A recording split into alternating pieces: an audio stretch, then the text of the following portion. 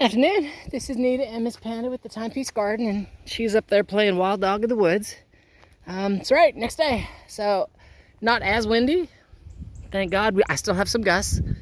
Weatherman says I may or may not get a pop-up rainstorm. Just kind of depends. Over there looks great. Over there looks kind of dark.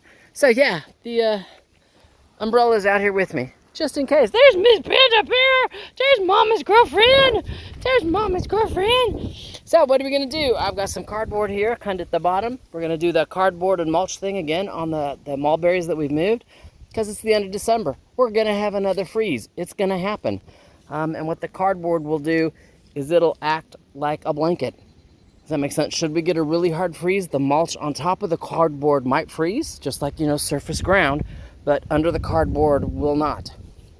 That's the plan anyway. It's the thought process. So there's my friendly cardinal. See him? Comes to visit, tells me hi. And yeah, so got the cardboard and the mulch to do that. I also brought the daylilies out so I can put them over here. And I brought seeds out to reseed the hoop tunnel. Now the next week and a half or so is going to be nice. We're not going to have a crazy freezing temperatures. The hoop tunnel will keep them warm. Hopefully they will germinate. And again, that will be my spring greens.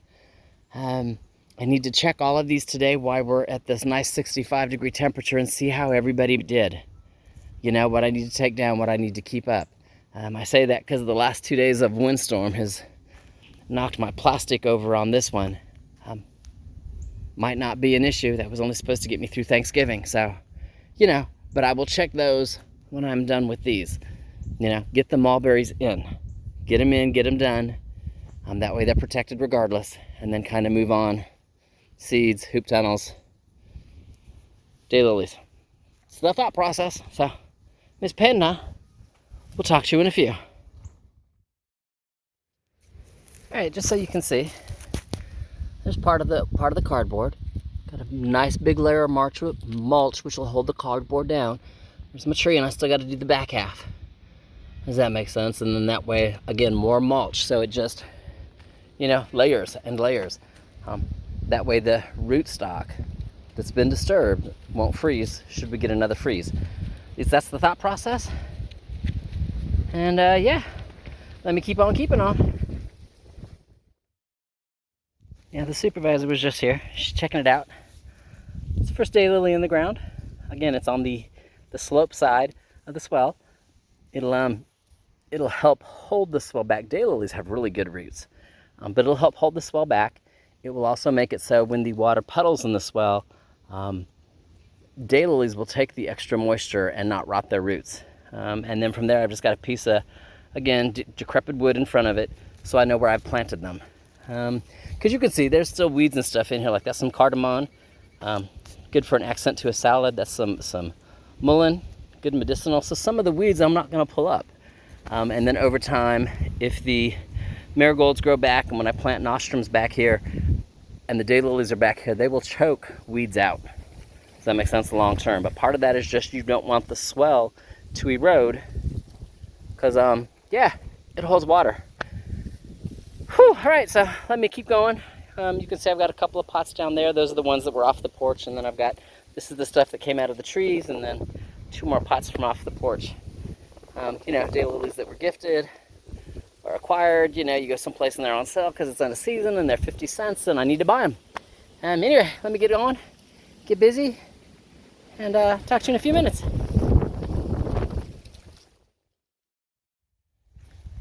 All right, daylilies are in. The black plastic that used to be there, I'm trying to get, so there you go, my shadow is on the screen so I can see it a little. So the black plastic that used to be there that killed all the grass, does that make sense, is now up there. I have some of those thistle weeds, and because this is a food area, I won't put weed killer on them, I won't poison them. Black plastic till they die, it's just how that one goes. Anyway, as you look down the row here, you should see sticks sticking out. And every place you see a stick sticking out, that's where a daylily is. Kind of all the way down. I will end up doing more in the spring, but these are the ones that either were on the deck and can move here, or were mixed in with the mulberry trees when I dug them up and needed to move here. But they're in. You know, and that's what the sticks are up, is to remind me where they're at. Now the majority of them, I also put a piece of rotten log on the downhill side of where it's at. That way, should we get a hard rain in the next couple of days, does that make sense? Because, I mean, it's possible. I've still got, let me zoom out so you can see. I've still got dark clouds floating around. I've not had rain yet, but, you know, I could. But what that does is it won't let the soil erode away from where I've disturbed it. Does that make sense? It'll kind of hit that log and get stuck there. Now, it's still going to run to the left or right, but for the most part, you know, it's not going to wash away the daylilies. It's little drips. It'll help pack it down. Yeah, so anyway, mulberries are all boxed and mulched.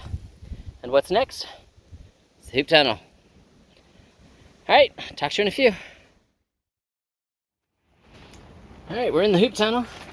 Trying to keep hold of the door. I don't want the wind to grab it and push it out like a balloon, you know? So, what did we do?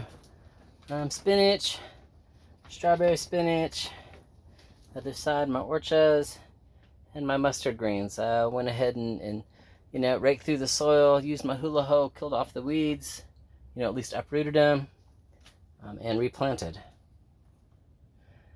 And I didn't do anything with the turnips, and they're about half and half. Half of them might not make up, but some of them have baby leaves that might not have been frozen, so I don't know. I'm going to have to watch them again for another week or two.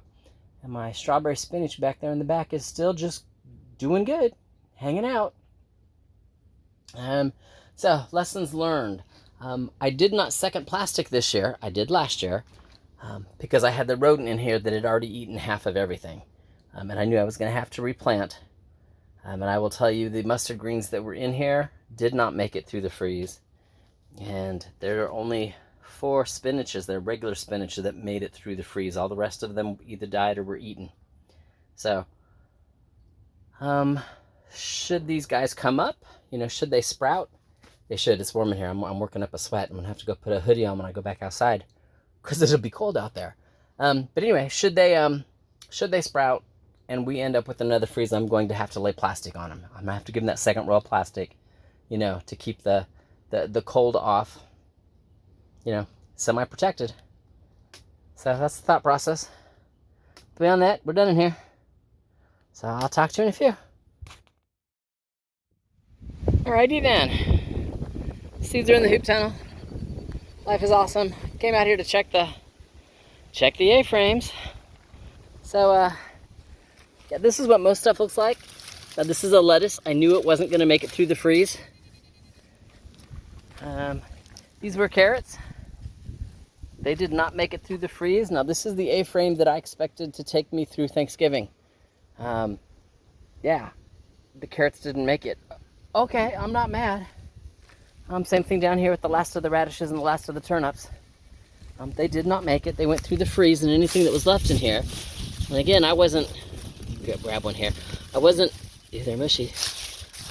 I wasn't getting it for the fruit. They're already too large. Does that make sense? But now you can see where they're mushy. I can stick the finger in them and they get all mushy. That's what the freeze does. You can't freeze turnips or radishes. But you can see I was only growing them for the greens. And yeah, again, they were supposed to take me through Thanksgiving. They did well. Where I'm sad, these are my mustard greens, and they were supposed to get me through January. They did not do well. I mean, there's no coming back from this. You know? There's no way for me to save this. So I went ahead and took the plastic off. The orchards here had already gone to seed. So, it's not a problem. They can reseed here if they want. If they take, great. I'll have lots of orchard next spring. If they don't, it's okay too. It just becomes part of that biomass. You know? Having said all of that, yeah, this side did not do well. I left this corner open so you could see. This side did kind of okay. If you notice, yeah, he's got some freezer burn, but he's still got all this green here on the inside. Does that make sense? I've just got to give him time. Same thing with this one. He's got a whole bunch of stuff that died, but he's got all these baby leaves here on the inside. That one back there is the same way. And that's what's left of my strawberry spinach. He still looks okay. Well, not excessively okay. Let's get that weed out of there. He's there, he's trying. So all of these are trying. If I keep them out of the plastic and keep them warm, that's a regular spinach over there, and if you look, he's still quite green. So, but I'm not harvesting anything today. These guys need time to, you know, relax and recuperate and come on back. Now the bulb here on like the turnip is still quite hard and quite firm, so the fruit itself didn't freeze. And again, I'm not getting these for the turnips, I want them for the greens.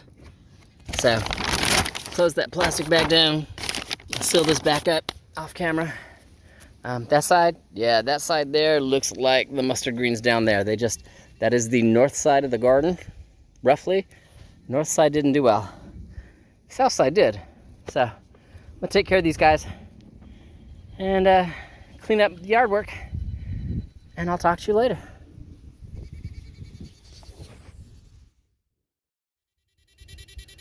Ain't that awesome? Did the same thing with the turnips. Took the shovel and was over here turning the dirt. That way, you know, the leaves and the rotten grains, and we'll just start composting in place. And like I showed with the turnips, they're mushy. It makes sense that, again, I was just using them for the greens. But the carrots, as I got to turning them, I came up with carrots.